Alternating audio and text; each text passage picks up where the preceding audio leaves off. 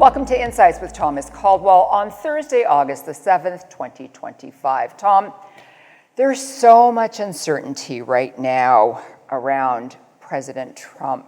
So let's talk about, there's so many things to talk about, Canada's position, the Fed, interest rates, and those unemployment numbers. Well, it's an interesting period we're going through, obviously, and the uncertainty has been going on ever since he got elected, and it's going to go on for a period of time. I think the thing to keep in mind is the U.S. economy is still doing quite well.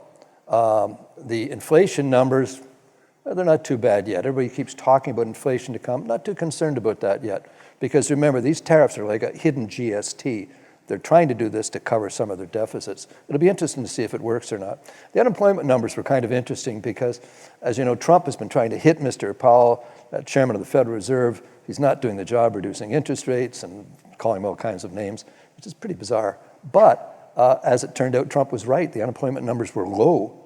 And on one hand, it upsets him because he thinks I'm doing a great job here, but he fired the head of the department. Now, I personally have always been cynical of government statistics. When people tell me inflation's 2%, I go to a grocery store and buy gas. No, it's not. It's nowhere near that. So I've always treated it with a grain of salt. But actually, it works for the market because what it implies, if unemployment, or unemployment is increasing, then it means the Federal Reserve is going to start to reduce interest rates. And if we have a trend of reducing interest rates, that's a good underpinning for market strength, coupled with the fact, the economy is doing reasonably well. But we're going to have this uncertainty. The big question in my mind is where Mr. Carney is at in the process.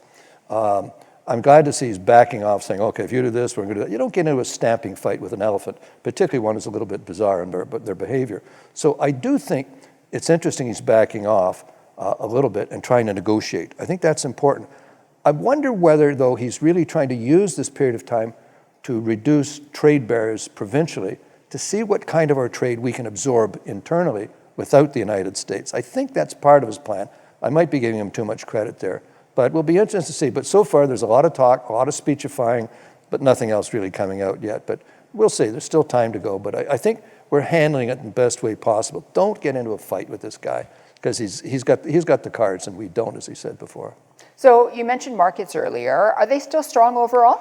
They have been. It's been actually a pretty good year so far this year. You're going to have the ups and downs on blips going on, whether it be in energy prices and whatever he's threatening to do the next time. But on balance, the U.S. economy has been quite strong. The inflation has been relatively under control. Interest rates aren't that high right now as well. And you're having a good earnings season. So this is underpinning the market. And you're having growth in the tech stocks as well. So there's a lot happening that is essentially positive. You can't take your eye off what is going on fundamentally and get caught up in the insanity. The problem with insanity is you get sucked into the insanity. And that really sort of distracts.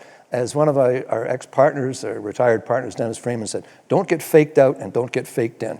You just got to stand back and say, the craziness will pass at some point in time. Fundamentals still okay for the time being. Thank you so much for your insights, Tom. You're very welcome. Thank you all for watching. Bye for now.